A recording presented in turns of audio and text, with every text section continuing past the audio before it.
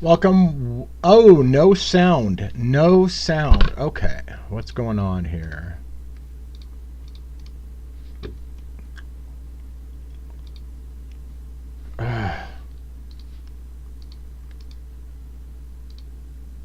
Microphone.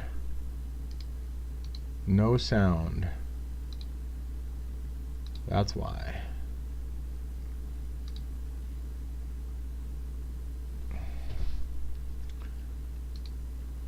Oh no. Hello, do we have no sound? Do you have no sound? Test, test, test. What's going on? Let's go here. Audio mixer, microphone. You should have sound. Yeah, you should have sound. Can I get an audio check? Check. 1, 2, 1, 2. Anybody? Class Bueller. Hello, you can hear me on YouTube. Fantastic. I am not sure they're hearing me on TikTok. I got a notice on my TikTok streamer saying that there was no audio detected. But from my side, it looks like there's audio. But nobody has told me they're hearing me on TikTok. So thanks for letting me know that the sound is good so far on YouTube. Tonight could be a challenge. So looks like somebody says they can hear me on TikTok. So we may be good in both places. We've got about 7 minutes before we go live. Well, we are live. It goes 7 minutes before we go into the official show. Hey, Amber. Nice to meet you on YouTube. Thanks for sharing your name. Wait. Hi, Amber. I thought you said I'm Amber. I read that wrong. Hi, Amber. You're saying hello to Amber because Just Amber came in. Hello, Just Amber and Fifth Element. Sorry about that. Got that wrong. Reading comprehension today, which is funny because I plan on reading some stuff today. All right, so yeah, let's get. It looks like we're doing good so far. However, there is a real potential challenge coming tonight. I hope I've got it figured out. Cross your fingers. I'm gonna have to be only because I may have a special guest drop in. If I have the special guest drop in, I'm not sure exactly if that sound on the special guest will get routed properly to TikTok and YouTube without an echo somewhere. Because this is so complicated. I need a sound engineer, and I don't have a sound engineer. It's all me. So, we'll see how it goes. In the meantime, if you would be so kind, give me some likes and some tapping the screen. Just to tap the hell out of it. That lets the algorithm know that people are enjoying what they're hearing, which then feeds it out to more people, which gets more people in here, which gets us more excited because there's more energy in the room. So thank you so much for those who have responded immediately with in-kind taps. It does help a lot. I know it seems like nothing. But honestly, if you do the little 2-tap thing on the screen and send the hell out of hearts, it helps. It doesn't require anything other than maybe some exercising and spraining of the fingers. If you do sprain your fingers, I'm super sorry. I can't really help with you. Medical expenses are a bitch. We're going to talk about that. I can't help out with medical expenses if you sprain your fingers, giving me taps and likes. But do your best. Don't injure yourself. And thank you for helping out with sending some likes and getting us started. Let's just see how it goes. We got about 5 minutes before we start. There's big news tonight. Big news in both the Luigi case and in the Bryan Kohberger case. So I'm going to be doing both. I'm going to probably lead with Luigi Mangione because we have some European visitors who come in from time to time, and they're already at 3 o'clock in the morning when my show starts, and so they would love for me to get done with Luigi first so that they can go on, and out of respect for those individuals, I'm doing that. I also have started to move a time slot to 12 p.m. Pacific Standard Time on Tuesdays and Thursdays to help out with that kind of situation. So I'll be going live tomorrow with a lot of this same content at 12 p.m. Pacific Standard Time. So giving you more chances to get it. Thanks, Renee, for being in here. I got some of my moderators. Let me tell my moderators real quick before we get started. We got about 4 more minutes before we get started. I want to talk to my moderators for a second. Here's the deal. I've got a massive amount of news to cover and reading to do on the Luigi Mangione case with the latest information about United Healthcare's implosion and the recent Guardian investigation. I'm also going to be talking about Idaho 4 and the motion to continue, meaning to postpone the trial, filed by Bryan Kohberger's attorney due to the Dateline episode in part that has created massive shock waves in the case there, and a bunch of stuff related to that. In addition, now here's where it gets tricky from my moderators. In addition, Ali Benevento may be dropping in tonight, the attorney from South Carolina that I've had on the show before. Everybody loved her. Everybody loved to get her legal analysis. She's starting to get boned up on the Idaho 4 case. Believe it or not, she's going to be interested in sharing some thoughts and opinions about the Idaho 4 case. But in addition, new Luigi stuff just came out today, and so she may want to talk about that. Whether or not she drops in or not, it's not a set in stone thing, but she told me that she might try to drop in tonight. If she drops in tonight, I'll make an attempt probably to get her on the mic. And that's where I'm going to need your help, moderators, because I've never done it quite the way that I'm going to do it tonight. I'm going to try to invite her on as a co-host or a guest or something on through my PC and then route that sound to YouTube. When I do that, there's two possibilities that may happen. You may hear me on YouTube and not hear her. You'll see her talking, but you won't hear her on YouTube, or you'll hear both of us and you'll have an echo potentially because I'm getting picked up by my phone or my PC on one way and also my external mic. So I'm going to need help from the moderators right away to tell me whether or not my guest, if she goes on with me, can be heard in TikTok and in YouTube, and whether or not we're echoing in one of those places so that we can try to work collaboratively to get that mess taken care of. In the meantime, I need my moderators, of course, to keep the riffraff down and make sure that nobody causes any problems for us and gets rude and starts causing a bunch of hate and discontent in the chat that will get us in trouble with the TikTok gods. So, work cut out for the admins who make no money. Show the love to our admins that are doing our best. And Susie Q, thank you for gifts and hearts and stuff coming my way. Appreciate you giving me a gift. That helps out a lot in the long run. We got about 2 minutes. And then we'll get started. We've got viewers both. In TikTok and in YouTube, and I've got dogs barking in the background. I was going to put them in the garage. I didn't do so. Now I'm immediately regretting that. You hear that? You hear that shit? Now I want to go live, and the dogs, literally I'm 2 minutes away, and the dogs are going to go nuts. Inconceivable. That probably means somebody showed up at the door, and I can't answer the door because my wife's not here to help. So, let's cross our fingers the dogs eventually shut up. Whoever came to the door goes away and doesn't rob us. I have two chihuahuas.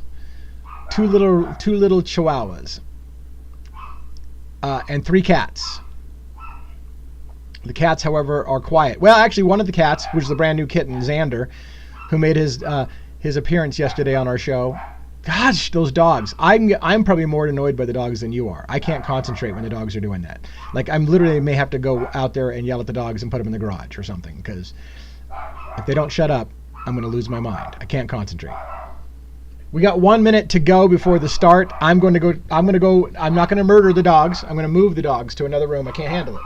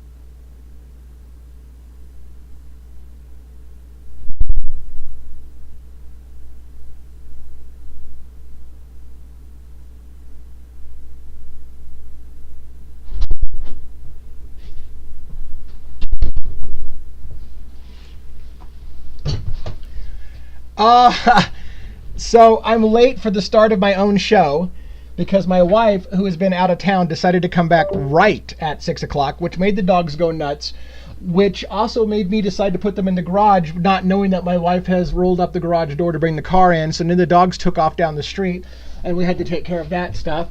So, yeah. False start, 5-yard penalty, and I am ready to get going. So I'm late for my own start of my show. Thanks for sticking with me and being patient. I appreciate it. I don't know what's going on here. I don't have my glasses, so if I have... Here I have reading to do. What a cluster. I am not ready for this evening. Holy... I need to relax because I'm not ready for this evening. All right, so let me take a deep breath and compose my thoughts, and then we'll get into the monologue. As you know, I start out my show by reminding you, one, I'm streaming simultaneously on TikTok. You can see on TikTok I'm pointing up. There's my website, devilsadvocates.info. If you're on YouTube, you will see me over here on a big delay on that side of the screen over there on YouTube, and there'll be a huge delay. So if you're listening in both places, you're going to want to mute. I say that often. You're going to want to mute the TikTok stream and listen on YouTube because there's a huge delay, and otherwise you're going to be hearing stuff ahead of time, and it's going to be very confusing. All right. On top of that, let me remind you of the following. My show is about the presumption of innocence until proven guilty in a court of law. I talk super fast. I talk almost with nonstop air breaks. And I want to remind you, however, that I am not an attorney. I am not a professional. I am not news. So take everything I say with a grain of salt. I'm commentary. I'm analysis. I think I'm pretty good at analyzing legal documents. I try from time to time to have attorneys drop in and join me on the show and fact check me if they need be, or clarify things, take questions from you guys on things that I've hinted at, but you want to hear it from a professional's point of view. That's a possibility for tonight as well. We may have an attorney dropping in tonight, and I want my moderators to look out for her if she shows up, and just kind of pin it. If she shows up, maybe pin it in TikTok so that I know she's here in case I missed it for some reason. And then I'll figure out how I'm going to work her into the show because, again, I got so much to cover tonight. So what's tonight? What's on tap for tonight? Well, big breaking news. I follow two cases primarily. By the way, I keep getting asked to get on Karen Reed's story. I'm starting to get interested. As an aside, if any of you are following Karen Reed and you know there's documentaries out there that were excellent, that can bring me up to speed, I know a little bit about the case, send me some private messages. Let me know what documentary to go find to get the past trial under my belt so I can catch up. Because I'm getting more and more intrigued by the Karen Reed thing, although I don't know how I have time. I'm full-time into Luigi and Bryan Kohberger, and it's getting worse, which is what we're going to talk about tonight, especially getting worse in the Bryan Kohberger's case. So anyways, if you guys want to help me out with Karen Reed and tell me some good documentaries to start with to kind of get myself back up, I will start working on that a little bit, and we'll see how it goes. Again, I don't want to take anything away from people who are here to watch Coberger and Luigi Mangione. Now, by the way, let me say this. I do a monologue at the beginning to try to give you a little idea what tonight's show is going to be about, and this is the rundown. We got two main stories that I follow: Bryan Kohberger and Idaho and Luigi Mangione. Luigi Mangione has been referred to me as my international case, being the Americans are more interested, perhaps only in the Kohberger case, meaning it doesn't have a lot of international appeal. But Luigi Mangione certainly has captured the minds and the hearts and the attention of the entire world. So that's my international case. And because of that, I have individuals who show up from Europe and Australia and other places who come in, and sometimes they're up very, very late at night trying to catch this show live. So for them, when I have Coberger and Mangione things to cover, I'm going to cover Mangione first. So that's tonight. We have two cases. We have two big things to cover. Mangione, Luigi Mangione, United Healthcare situation, a new investigative report by The Guardian. It is an enormous, that has a lot of implications, and I have a lot of thoughts.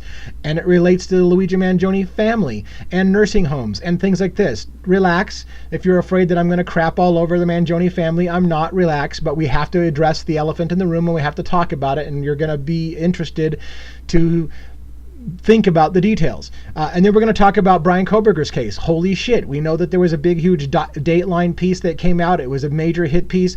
The judge, who really hasn't been interested in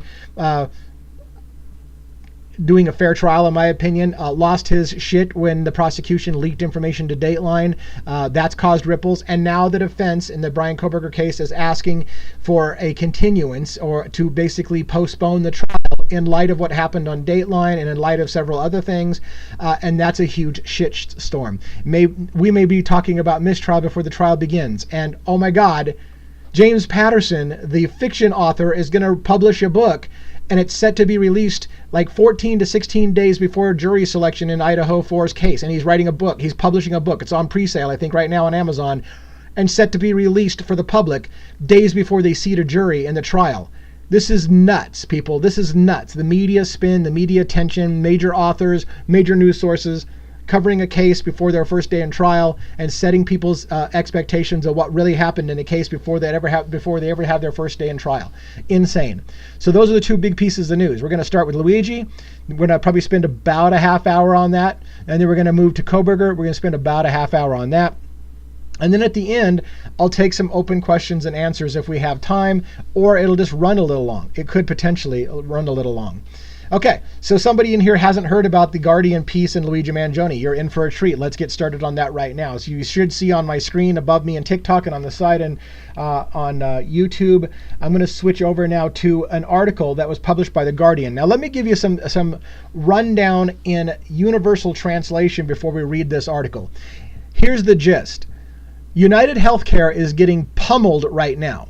They have been under a Department of Justice investigation a while back for the purchase of Change Health, which was a antitrust monopoly violation, because they're buying up all their competitors and they're trying to reduce the competition in the market so that they're the single biggest and most important player with a total monopoly domination on healthcare system in America. And they've done so very, very well. And their stockholders have been rewarded very, very well for their monopolistic antitrust violations. And they've been under investigation by the Department of Justice for that. I have many shows where I've talked about it. I have a video called Follow the Money. If you haven't done that, you need to get educated on that. We're going to cover it more then, because we found out then after that that the Department of Justice has them being investigated for Medicare fraud, for basically falsely billing Medicare claims and getting more money from Medicare than they should by overwriting people's diagnosis so they can get more money from the Medicare system. That's been another thing that the Department of Justice is investigating about United Healthcare. And now another one. This is from the Guardian, a big investigation in United Healthcare, where they are manipulating nursing homes and doing disgusting things in nursing homes to put profits of their shareholders above human lives. It's profits over people at the expense of lives of people. We're going to cover what they've done recently. Now, here's where it gets super interesting. This particular article is in relation to things that they are doing in small nursing homes across America.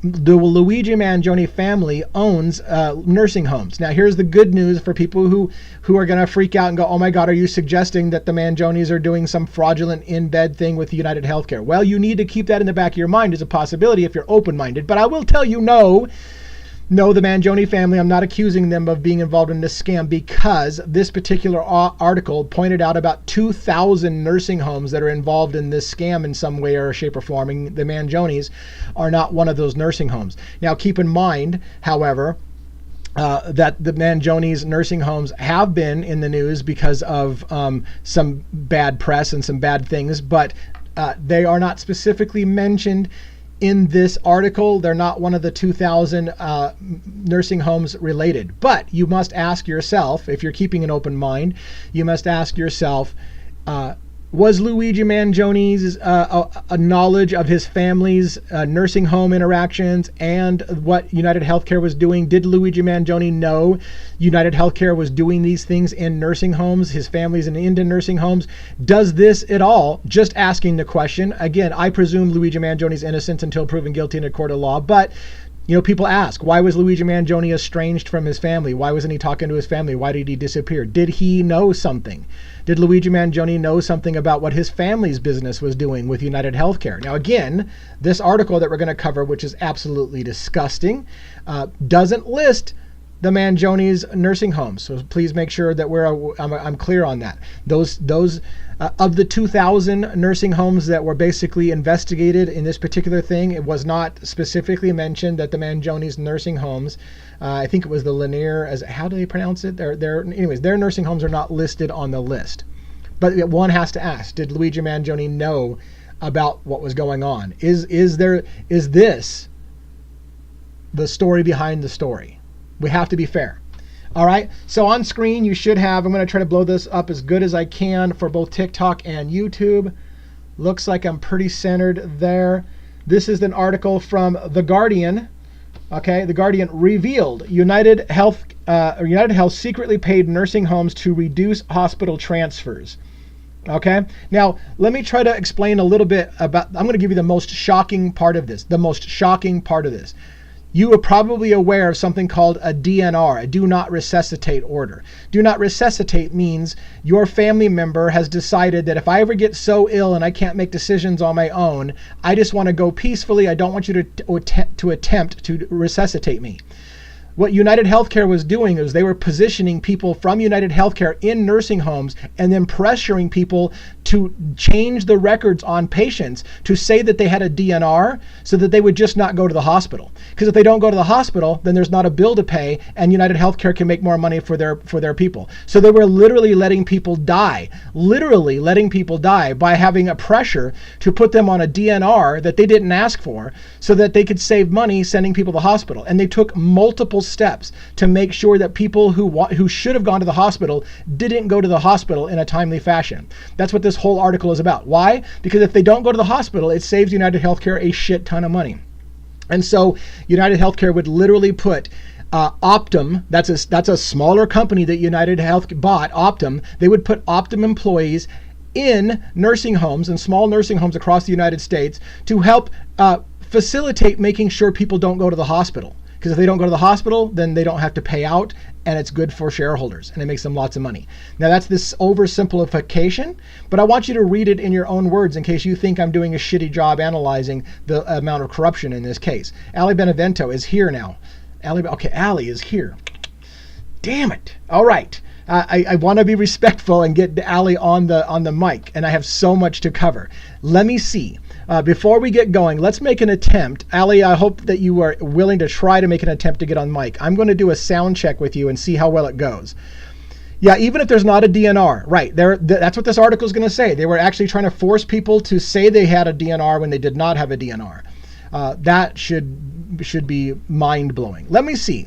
I'm going to try to multi-guest, invite Ali. That's step one. We first have to see if she'll accept the invite.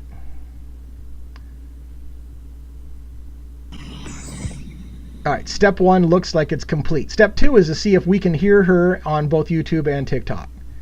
Well, I can hear you guys. I'm not sure. Are you there, Ali? Oh, I can't hear you because I don't have headphones on. I told you this was going to be a cluster. Okay, hold on. Can you speak? I can. Can you hear me? Okay, I don't hear Ali. Does anybody else hear Ali? Oh, they're saying they hear me. Kimberly143 says, I hear you. We can hear Ali. That's fantastic. You can hear her. I cannot hear her. That's fantastic. Let me see if I can fix this. Audio relay. Holy crap. I do on TikTok. By the way, can you hear her on YouTube? Can I get somebody to give me a sound check on YouTube? See if you can hear her on YouTube. Let me see if I can work out. This is crazy. You guys can hear her. She's probably calling me a bunch of names right now and just cussing me up a storm, and I can't even mute her because I don't hear her. So hold on. Let's see here. I'm kidding, of course. Virtual speakers. Oh my gosh. What a mess, people. I can type if typing is easier, but I know you can't hear me say this. All right, let's see. All right, so I'm so sorry. I'm really screwing this up. Select a speaker. I'm gonna go speakers. Ali is rapping right now, and you're missing it. It's so true. I just heard you. Woman, you better watch your. I just got audio. You better cool your shit right now. Oh, it's funny. All right, so let's get a sound check again one more time. Are we good on TikTok? Are we good on YouTube for sound? Can you hear me? I hear you. Allie, I hear you checking. great. Okay, perfect. TikTok is hearing you fine. Oh, now somebody says we can't hear her. What the? Oh no! I thought you said now we can't hear her. So I fixed it for you. No, I fixed it for me and screwed it for them. Oh my God, Becky. Sorry, that's a Sir Mix-a-Lot thing. Let's see. Let me see if I can fix this clusterfuck. All right. She lost her. I need a sound engineer is what I need. That's what I need. Allie. Yes, I'm talking. Sing the alphabet song, please. Oh God, listen, guys, you do not want me to sing. So advanced audio. Oh my gosh, why can't I uncluster myself? We hear Allie via your headphones only. Oh my God. All right, how about this? Can you speak now? Yes, I can hear you. All right. So right now I'm playing you on external speakers, which is getting picked up by my desk mic. How much can people hear her when I do it that way? I can hear myself when you do that. Fudge! Okay. Stand by. I'm going to uncluster. I think people would appreciate if I get my shit together. I'll give myself 5 minutes to fix this. Hold on. All right. So, sound check. I can hear you, right? Yeah, I can hear you still, but apparently people can't. Okay.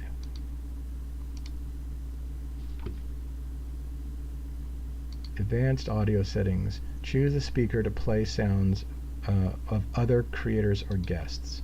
So if I stick it on there, if you speak, Allie, I'm probably not going to be able to hear you, but I bet you my guests can hear me. So somebody let me know that you hear Allie, but you don't hear me now, or some shit like that. Well, I'm not hearing Once myself. Once I figure that out, I think I can get Audio Relay to do a monitor, and I can probably get it going.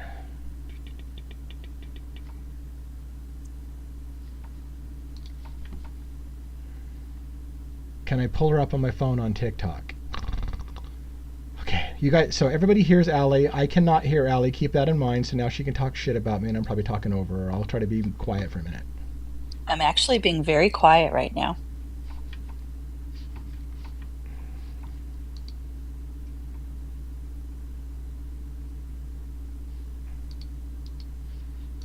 Oh, somebody said we just talked over each other just now. There must be some kind of a delay.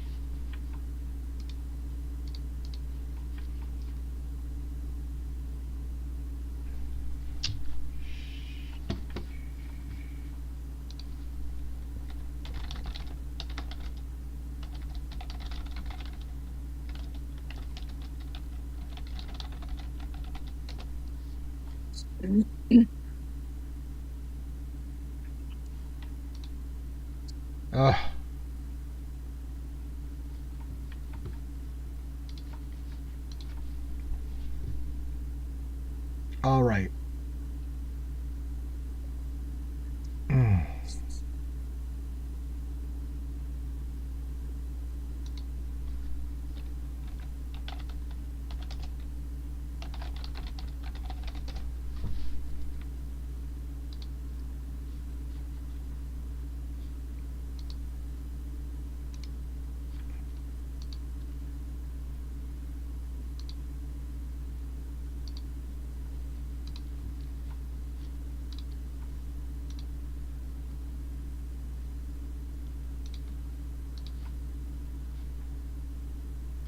Will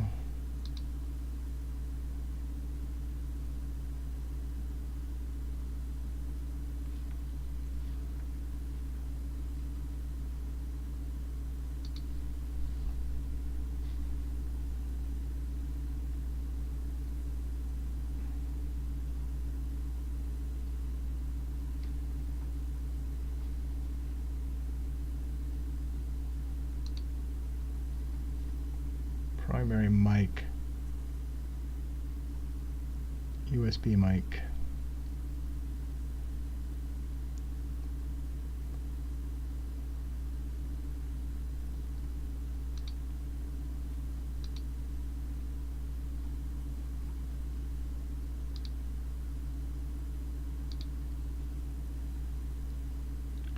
Well, monitoring on.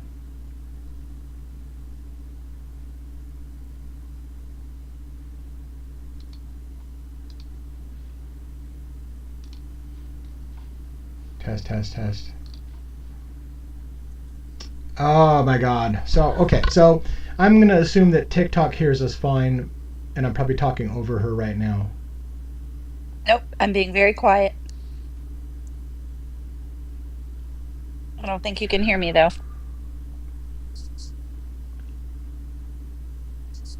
Very faint on TikTok. But you're hearing me are you hearing me on TikTok? I She's can not hear you. talking. I'm Oh, we talking hear right both now. of you. She's not talking. Yes, I am, guys. I'm talking. Oh, how did I do that? Are you sure we heard? Now, I don't hear her, so it's kind of a Says shit yes, show. both. I heard Allie. Is she talking? She's not talking, right? I'm talking right now, yes. Or she is talking, because obviously you guys are saying you hear it. So I don't know how to uncluster myself, guys. I am using TikTok Studio, yes. I'm also using OBS, and I'm also transmitting OBS virtual camera through TikTok Studio to YouTube streaming live.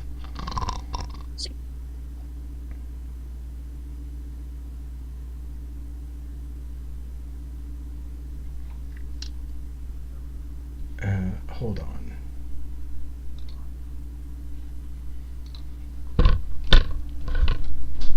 Honey, we can hear both of you on both sides. I can't hear her though, and I'm trying to fix it so I can hear, because it doesn't do any good if I can't hear her. Maybe talk to her by text and she says over for you to speak. This is the best idea yet. I don't know who just posted that, but that was funny. I love it.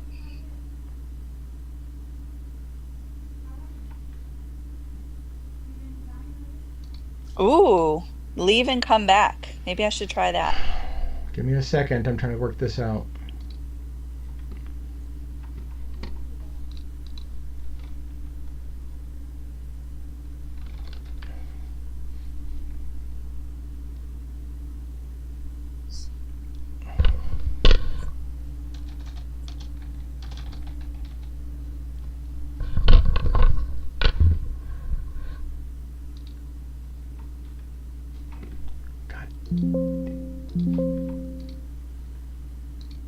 Fuck!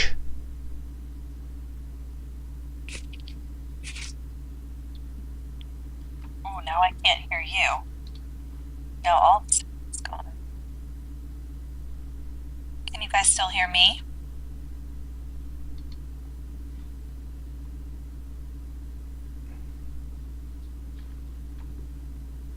See, now your sound shifted. Me too.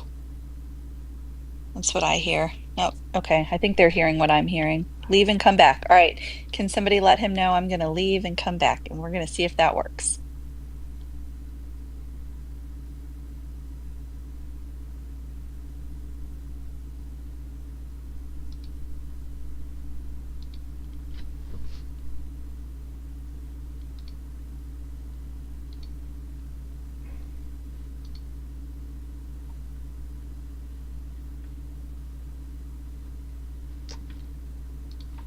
All right.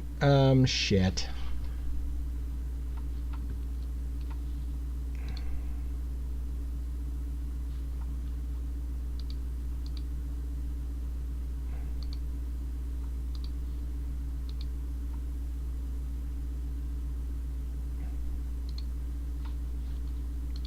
All right. Can I? So, can you guys hear me? You can't hear me. Can you hear me now? Can you hear me now?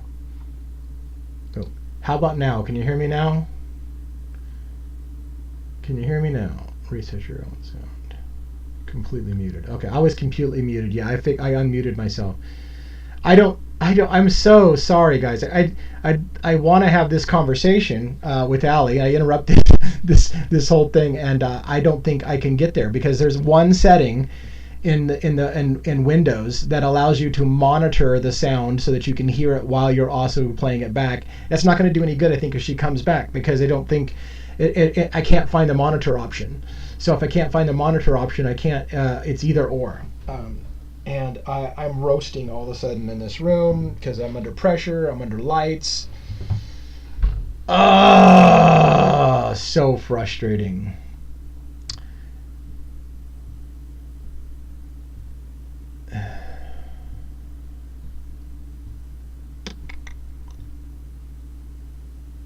my gosh. I've done it once. Apparently it defaulted to turn it off. How to turn on monitor mode in audio device. Windows 11. Right click on the monitor and make it your... Fuck. That's not what I mean by monitor. Enable sound and...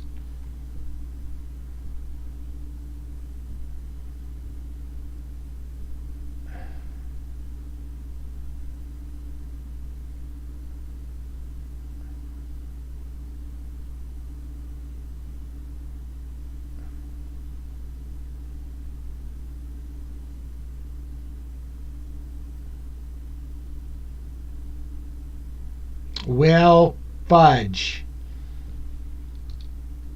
Fudge. Unprepared. I hate that crap. I can't call her and put her on speaker either, I don't think. And I don't have her personal phone number, so I couldn't call her if I wanted to.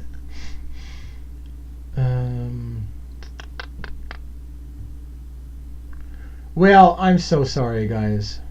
I don't know how to fix this problem. The best thing I can do to fix the problem... I don't even know how to fix the problem. Yeah, I'm going to have to... I just... It sucks because I know there's a setting. I've been into it one time on my computer. I'm an IT guy. I should know this. And I've been into it one time and I found the monitor option. And now I can't find the monitor option. And it's driving me nuts because I'm under pressure and I feel the pressure of everybody waiting for me to figure my shit out. And it's not helping me for just to like, oh, I'll just... be calm and figure it out. No, it's not. It's not working. I'm not figuring it out. I need to be able to monitor the output device. So the output device is the audio relay, which allows you to hear her on TikTok, and I need to be able to monitor the audio relay. Give me one more moment, and I'll see if I can fix it. I'm so sorry for everybody that's hanging in there patiently. I got one more idea to ask ChatGPT how to do this. Maybe they'll give me a better answer.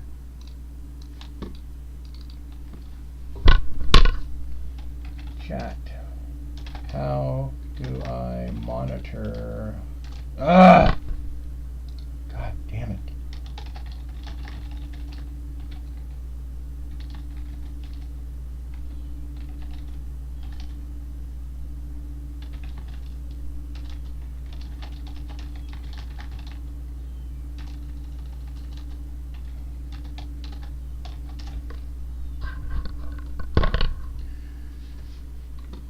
Right click on the sound icon. I did that. Open sound settings. I did that. Go to the recording tab. That's the part I'm missing. Where's the frickin' recording tab?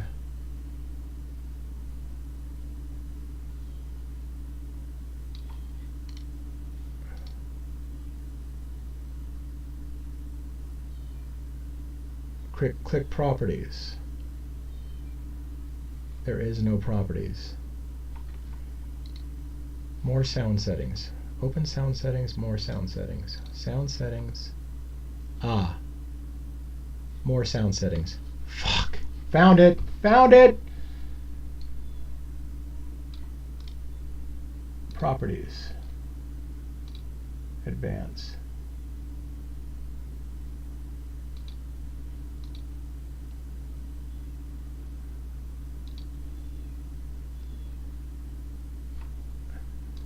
Properties.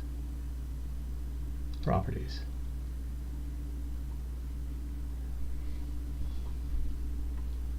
God damn it.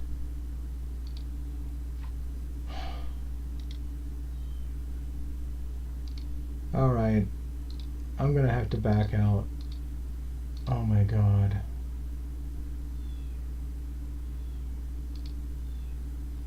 There is no listen tab.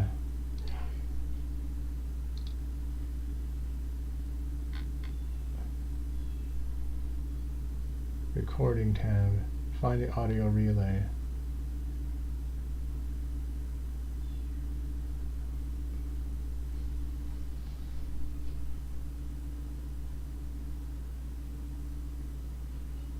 Audio relay.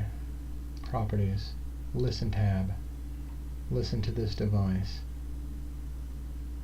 It already is. All right, I'm out. The monitoring mode was on. After all of that, the monitoring mode is on.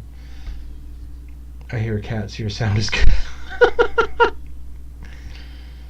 Shit show. All right, so there's two ways I can do this. Maybe I'll get a vote for you guys that are hanging out so patiently.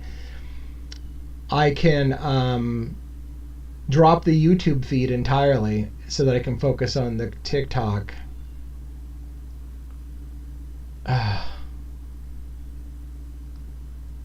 Shit.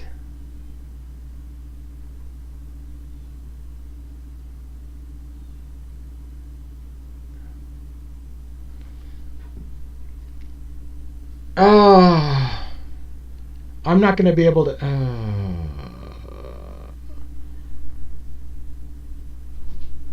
Honey, Yeah. why wouldn't it work to call Ellie from my cell phone and put her on speakerphone, and she just mute her?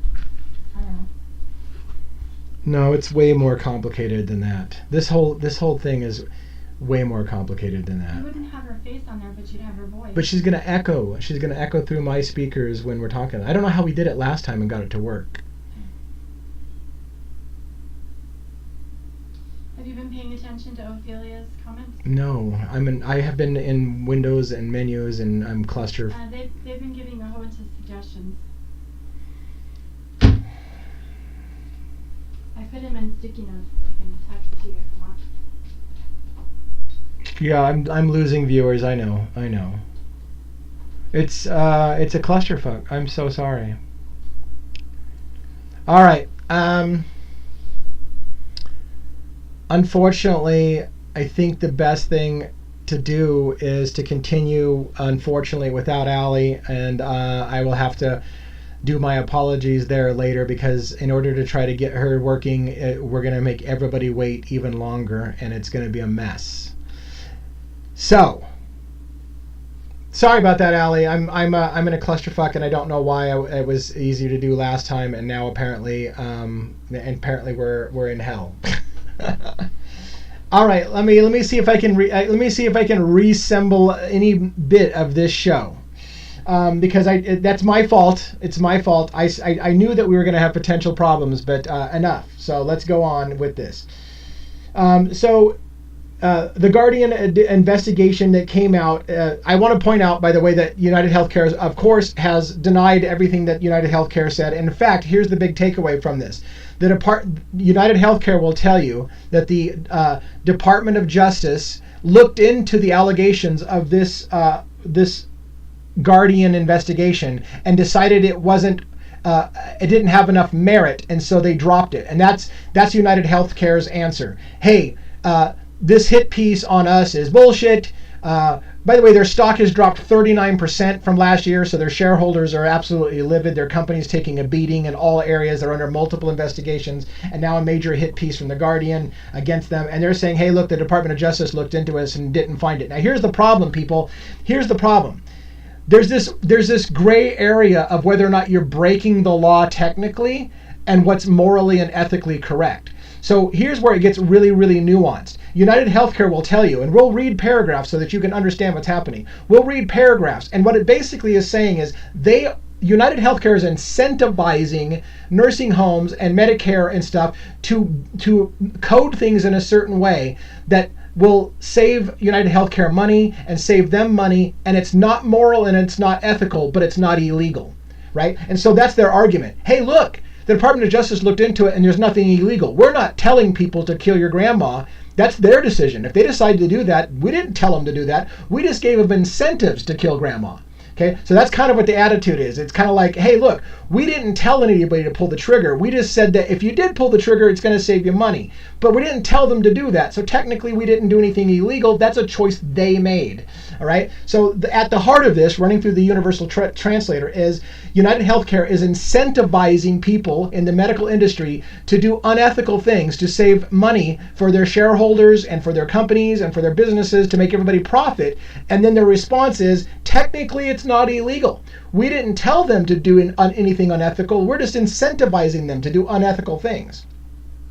So that's kind of the universal translator of trying to break down a very complex thing. When I tell you, when you follow the money, it gets complicated, because what they want to do is they want to play a game of saying, technically, it's not illegal for us to put our shareholders first and foremost. And we didn't tell anybody to do anything untoward. That was their decision. So don't blame us that we're setting up a system that financially rewards people for doing shady shit, because ultimately it's up to you to not do shady shit, even though we're incentivizing you to do shady shit. You follow what I'm saying? So the Guardian investigation, again, hopefully you have this on screen in both places. A Guardian investigation finds insurers quietly paid facilities that helped get it gain Medicare enrollees and reduce hospitalization. They're trying to keep people in nursing homes from going to the hospital. If they can do that, they don't have to pay such high hospital bills. So they incentivize nursing homes to not call the hospital when they should. Case in point in this whole article is people who have strokes.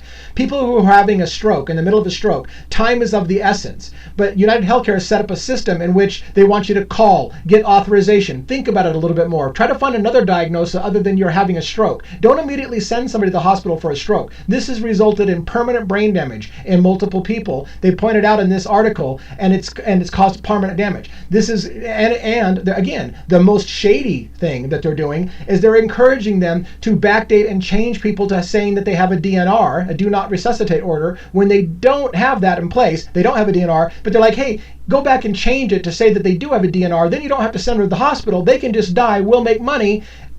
And by the way, if you do it, that's not illegal. We're just telling you that if you send less people to the hospital, we'll give you bonuses. And now, if you did something shady, and send less people to the hospital than when you should have, that's on you. You should have done it. We're not telling you don't send people to the hospital if they need it. What we're telling you is if you stop sending people to the hospital, we'll give you incentives. We'll give you money. But again, don't tell us that we're telling you not to send people to the hospital. Do you understand this? Do you understand what they're doing? And it's not illegal. So then when somebody looks into the law, they're like, well, technically they're not telling you not to send the person to the hospital. That's a choice you made to make your hospital more money, because they incentivized you to not call the hospital to make more money. But it's not illegal. Our system is so fucking broken. I don't know how we fix this problem. United Health Group, that's the parent company of United Healthcare. United Health Group, the nation's largest healthcare conglomerate, they keep buying everybody. This is part of the whole antitrust thing. They buy everybody, top to bottom. They buy hospitals, they buy doctors, they buy the in-between man between insurers, and they buy everyone. They're trying to buy the entire system. This is why they're under antitrust and monopoly investigations, because they're trying to own everything. United Healthcare Group, the largest healthcare conglomerate, has secretly paid nursing homes thousands of dollars in bonuses to help slash hospital transfers for ailing residents. Part of a series of cost-cutting tactics that has saved the company millions of dollars, but at times risks residents' health, a Guardian investigation has found. Here's purple. Purple means I'm changing a slight thought. Listen to those. Those secret bonuses have been paid out as part of United Health's program that stations the company's own medical teams in nursing homes. Listen to this. United Healthcare has a daughter company. This is to hide everything. They have a daughter company named Optum that they own. They'll have an Optum employee bought and paid for and owned by United Healthcare to go sit inside a nursing home to help make decisions on when people get sent from the nursing home to the hospital or not. Do you understand the conflict of interest? Not illegal though, maybe. Not illegal, maybe, but unethical. But hey, we don't rule on ethics. God, I would like to have an attorney's opinion on some of these things. I'm talking legal shit, and I need Allie on here, and I can't get her on here. I'm giving it up, but we're going on. Okay, so it stations their own company's medical teams in nursing homes and pushes them to cut care expenses for residents covered by the insurance giant. So United Healthcare insures people in the nursing home. They have an incentive to United Healthcare to not have to pay for somebody's care. So they station people in the nursing home and said, look, you guys call the hospital way too often for people in the hospital. Let me put one of my employees in there and make sure that you don't send grandma to the hospital too often, because that's costing me money and it's costing our shareholders money. Nursing home residents who need immediate hospital care under the program failed to receive it after interventions from the United Health staffers. At least one lived with permanent brain damage, following his delayed transfer, according to confidential nursing home incident logs, recordings, and photo evidence. So this has all been turned over. And again, they will argue, sorry, it wasn't illegal. I'm sorry that somebody has permanent brain damage. We didn't tell them not to send them to the hospital. That was their choice because they were incentivized to not send them to the hospital. But in the end, don't blame us that they got permanent brain damage. I didn't tell them not to send them to the hospital. I just said you'd get bonuses if you don't send them to the hospital. It was their choice not to send them to the hospital. No one is true, and this is a quote from one of the insiders, no one is truly investigating when patients suffer harm. Absolutely no one, says one current United Health nurse practitioner who recently filed a congressional complaint about the nursing home program. So an insider inside United Health is turning against their own company. These incidents are hidden, downplayed, and minimalized. In a sense, well, they're medically frail, no one lives forever is their response. That's their response. Well, hey, look, these are old people. They don't live forever. Shit happens. You get old, you die. Shit happens. And frankly, if you die at your nursing home instead of at the hospital, win-win for shareholders. The documents and sources provide a never-before-seen window into the company's successful effort to insert itself into the day-to-day operations of nearly 2,000 nursing homes in small towns and urban commercial strips across the nation. Again, I've told you this at the beginning. Luigi Mangioni's family is into nursing homes. They have multiple nursing homes. I will say, at least according to my early research, there's 2,000 nursing homes at least who have Optum or United Health employees inserted into the nursing homes. Those are not Mangioni's family's nursing homes from what I understand.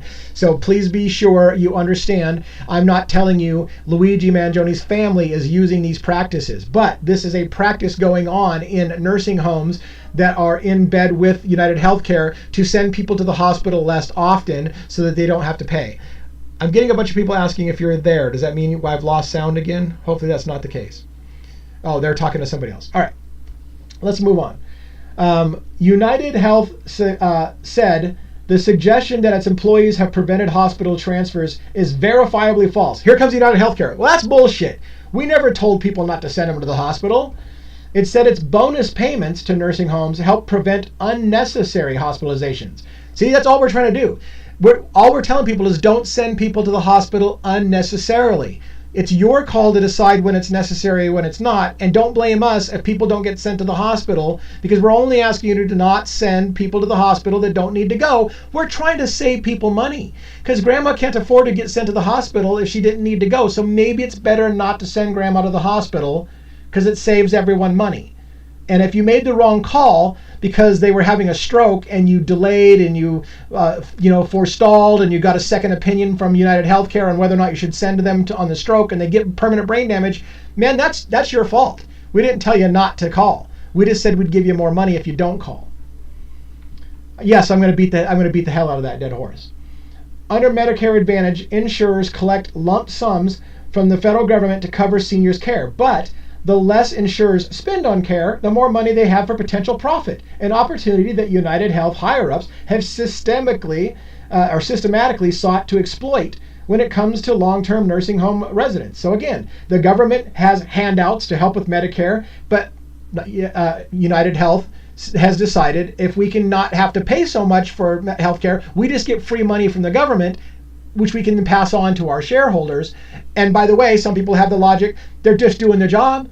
Their job is to make money for their shareholders. If they can find ways to cut costs and take money from the government and not pay it out to people to help them, that's their job. Their job is to make that company money. So don't blame the Andrew Whitties and the Brian Thompsons of the world. They're good at their job. They make their shareholders money. It's not technically illegal. That's the argument.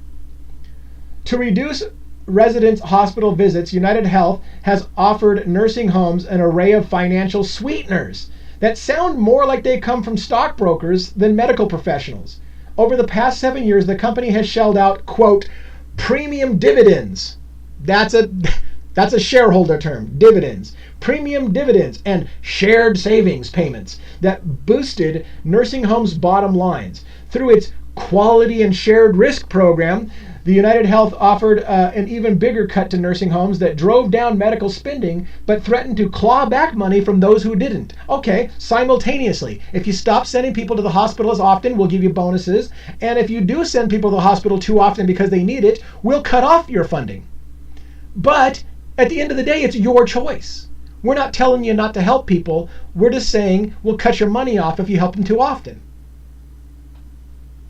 And maybe that's not illegal. One term that United Health executives obsessed over was admits per thousand, or APK for short. This is the term United Health executives obsess over. Admits per thousand, APK for short. It was a measure of the rate that nursing homes send residents to the hospital. Under the premium dividend plan, a low APK qualifies a nursing home for various bonus payments the insurer offered. A high APK meant the nursing home received nothing. Please tell me, I know you guys are smart. Please tell me you understand what's happening. They're incentivizing nursing homes to not send elderly people to the hospital. And if you send them to the hospital, that's fine, you can do so, but you don't get any money from us. You don't get any bonuses from us. So if you make us money, help us make money, and then we'll help you make money. You gain profitability by denying care, and when profitability suffers for the shareholders, that's when people get crazy and do things that are not appropriate. So if you start hurting the money of the shareholders, they start making sketchy decisions. A full accounting of United Healthcare's cost-cutting push inside nursing homes has not previously surfaced amid government and media investigations into the company's conduct. United Health supervisors gave their teams budgets showing how many hospital admissions they had left to use up on nursing home patients. So in other words, they're telling you, hey, look, you're about to go over your limit of people you can send to the hospital. But again, I'm not telling you not to send people to the hospital. That's on you. Not doing anything illegal, that's on you. But I'm going to tell you where you're about to hit the level where you're not going to get any more funding from us and any more sweeteners and any more incentives if you send too many people to the hospital. But again, don't you ever come back and say we told you not to send somebody to the hospital. That's not what we're saying. We're just saying you're not going to get any money from us if you keep sending people there. The company also monitored nursing homes that had smaller numbers of patients with, this is where it gets sick. This is what I'm talking about, the do not resuscitate. The company monitored nursing homes that had smaller numbers of patients with do not resuscitate or DNR orders and do not intubate orders in their files. Without such orders, patients are in line for certain life-saving treatments that might lead to costly hospital stays. So in other words, if you have a DNR or do not intubate and they come in and you're in the middle of a heart attack and they realize you're having a heart attack and you have a DNR in place, they're ordered not to try to save your life, not to try to intubate you, not to try to resuscitate you, not to put you on any oxygen or do any life-saving measures at all. They're basically to stand there and watch you die, and they'll do the very bare minimum to make sure you're comfortable. And people do choose that in America. They do choose that. Some people choose to be like, man, if I'm going to go, just let me go. I don't want you to make any life-saving efforts because I might have brain damage, whatever. People choose all the time to have a DNR. But what they're saying is even when you don't have a DNR, they're being pushed to put people on a DNR so that nothing will be done for them when they're having a heart attack and they need help. Two current and 3 former United nurse practitioners told The Guardian, so there's people who are still working for United Health and former people who worked for United Health who have told The Guardian that nurse practitioners were persuaded to persuade Medicare Advantage members to change the code status to DNR, even when patients had clearly expressed a desire that all available treatments be used to keep them alive. So they have 2 current members inside United Healthcare and 3 former members of healthcare all saying, yes, we were told to try to change people's codes and statuses to say they have a DNR, even when they want life-saving measures, that we were incentivized to change the codes and say they didn't want life-saving measures so they could just die and not be sent to the hospital and make us more money.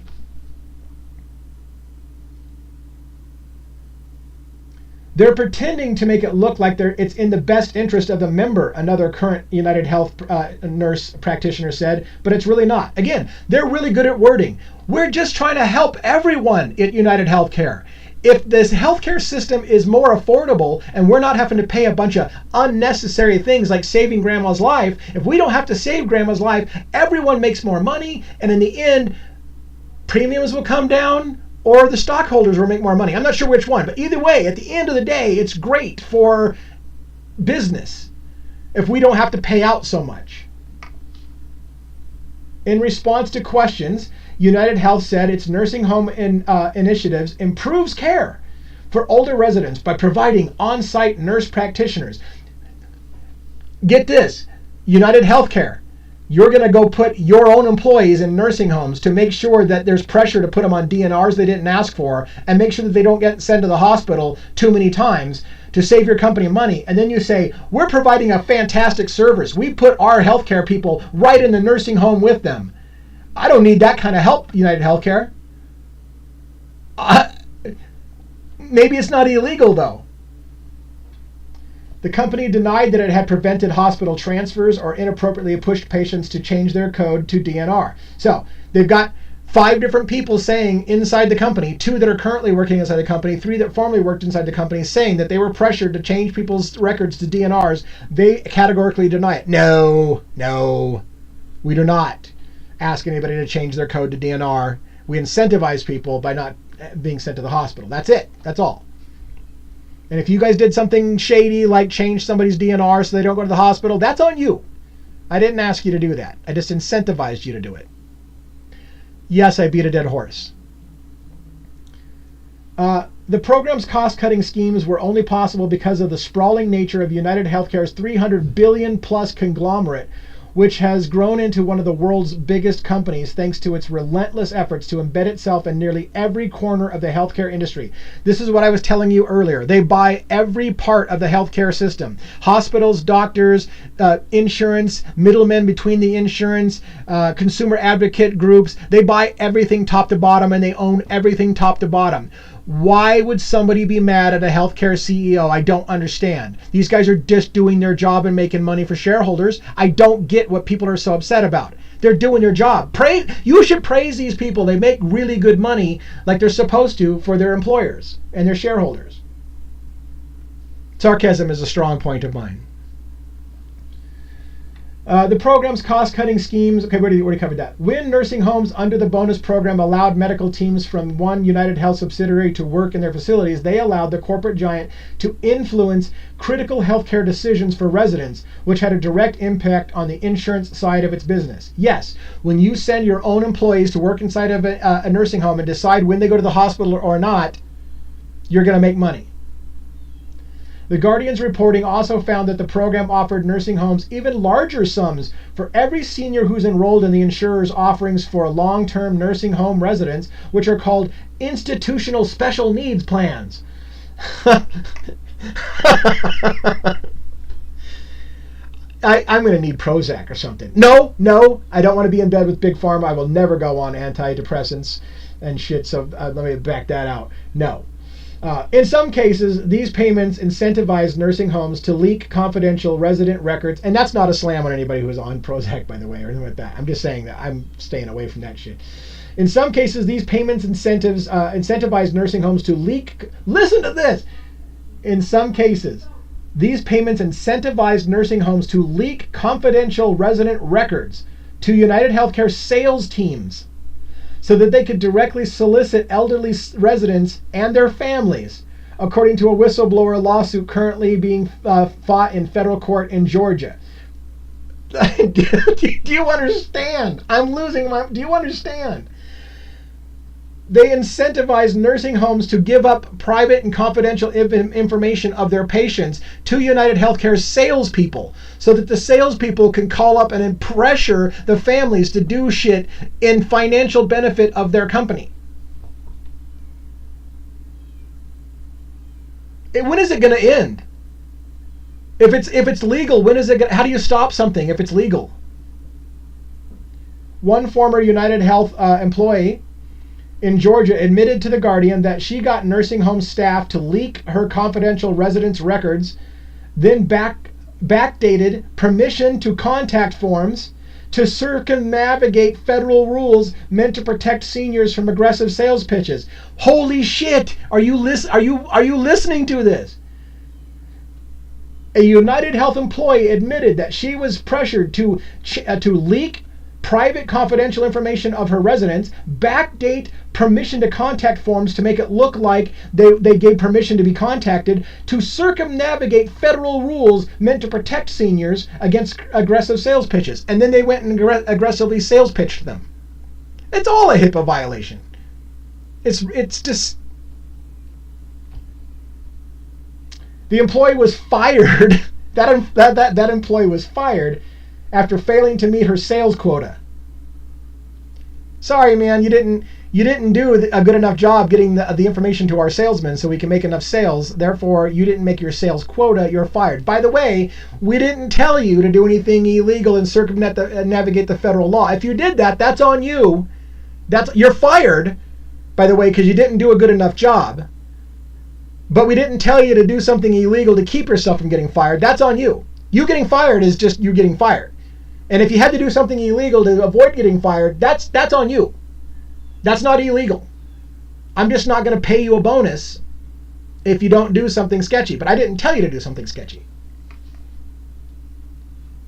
The various payments that came with increasing United Health enrollments and minimizing medical expenses could add up to hundreds of thousands of dollars annually for a typical mid-sized nursing home. It can make hundreds of thousands of dollars for a small, fledgling nursing home if they play ball and get those incentives from United Healthcare to not send people to the hospital that need care. The nursing home residents who had signed up for United Health's Medicare Advantage program and whose federal dollars were financing the program did not know about the confidential incentive payments and anti-hospitalization tactics affecting their care. The residents don't know that they're giving up their information and reducing their care. United Health declined to answer questions about how much it has paid out to nursing homes through their secret contract clauses. Sorry, no comment. And it's probably not illegal, so you guys can just all F off. We got a shareholder meeting coming up, and we got to explain why we didn't get 39% more profits than we expected. A former United Health nurse practitioner filed a congressional declaration this month with help from whistleblower aid, asking the federal government to hold the healthcare giant accountable. Good luck with that. Every time we've been reading a book from Elizabeth Rosenthal, American Sickness. Every time the government tries to fix the healthcare system, the money's too big. The health insurance companies are too big. They always find a way to twist the laws meant to circumnavigate and protect people and make more money off of it. It is the most disgusting beast system you've seen. It's ridiculous. Read the book. Watch my series if you want to have it narrated. I'll rant a lot. Maybe you don't want to hear that. But I did read the book for you. Well, we're finishing the last 4 chapters, I think, of that book. Olivant, this is a person that's in this lawsuit, previously filed a lawsuit in federal court in Washington state accusing United Health of withholding necessary services to nursing home residents, making their requests for Medicare payment violations of the Federal False Claims Act. In 2003, the nurse practitioner dropped the suit after the Department of Justice declined to intervene. So again, the DOJ investigated and dropped it. His congressional declaration provides new details of the experience. In the statement, United Health said Olivant lacks both the necessary data and expertise to assess its effectiveness of its programs. The U.S. Department of Justice investigated these allegations, interviewed witnesses, and obtained thousands of documents and demonstrated the significant factual inaccuracies in the allegations. After reviewing all the evidence during its multi-year investigation, the Department of Justice declined to pursue the matter. That's United Healthcare's official statement. The DOJ looked into it and dropped it. The problem is, in my opinion, and this is why I wished I had Allie on here to talk a little bit about it, even if she's not into the financial side and she's into criminal justice. I don't know if she has thoughts and opinions on it. But the point being is that it's one of those areas. It's like maybe technically, legally, they're not doing anything illegal, and so the Department of Justice is forced to drop the system because it may be morally reprehensible. It may be unethical. It may be disgusting. It may be everything in the world. But is it illegal? Maybe they can't prove it's illegal. So what do you do in a system in which technically what you're doing, it's not wrong to make your shareholders money? And if it costs people lives, technically it's not illegal. Maybe that's what they said. Or maybe they're corrupt, as some people said. In several cases, careful with the comments. Careful with the comments. Don't get yourself in trouble. In several cases identified by the Guardian, the company's insertion of itself into nursing home emergency protocols helped delay or avert transfers of patients who could have benefited from immediate hospital care. Now, there's this big orange section. I've already gone a full hour. I know a lot of it was 20 minutes of me cluster-fucking myself, pardon the French, with the audio problem with Allie. I put this in orange because I didn't know if you wanted to read this word for word. This is an incident from 2019 in which a person had a stroke. Time is of an essence. They went through steps to try to code it differently because it would be better for United Healthcare if it was coded differently. The person suffered permanent brain damage because they didn't get help for the stroke. All of that orange stuff is that story about the stroke. I don't know that we need to get into that in detail right now because it's long, it's lengthy, and it's detailed, and it's just one case out of many. So we'll skip past that for now. United Health declined to comment on the specific patient cases, but the company noted that it does not prevent nursing homes themselves from contacting residents, independent doctors, and hospitalization decisions can depend on many factors, including a patient's goals of care, symptoms, and the input of their care team. That's the paragraph I'm telling you. United Healthcare's attitude basically is this. We're not going to comment about specific cases. We give them the right to make the decisions. We're just incentivizing them not to do certain things. But in the end, all those decisions are on them. They get to make those decisions themselves. Don't come after us. We're just incentivizing them to make poor decisions. But in the end, it's their decision. So we've done nothing wrong. We just gave them an incentive to do the wrong thing, but that's not illegal. In practice, so what they're saying, that's the reality. In practice, the company's tactics put pressure on facility nurses to turn over patient care decisions to United Healthcare staffers. So what they say on one hand, the reality is in practice is that they go to United Healthcare to get decisions. Should this person go to the hospital or not? Is it going to cost me money? Are we going to lose incentives? Are we going to lose bonuses? Is this too many people, United Healthcare? Can we send grandma to the hospital today, or is it going to put us over the threshold and we're going to lose our bonus? Well, you are kind of at your limit, but that's on you. You make the call. A lot of times the nurses want to send people out, and we have to go in and try to stop it, said another current United Health nurse practitioner, who also spoke to the Guardian anonymously, citing fears of retaliation. And if we don't, it's on us. They take us onto the carpet. So they're saying their job in the nursing home, these paid employees of United Health who are in the nursing homes, their job is to try to stop people from going to the hospital. That's what they're saying. And if we don't try to stop it, then they chew us out. They call us to the carpet. Why aren't you doing your job? You should be trying to stop people from going to the hospital. Again, because their stance is going to be, if the people go to the hospital when they shouldn't, it's going to cost everybody too much money. All right, that's the article. That was one half of my show today. That was one half of my show, my live. So now I'm trying to decide what to do. There's several things I can do. I can cover briefly the Idaho 4 Coberger thing, or we can save that for Friday.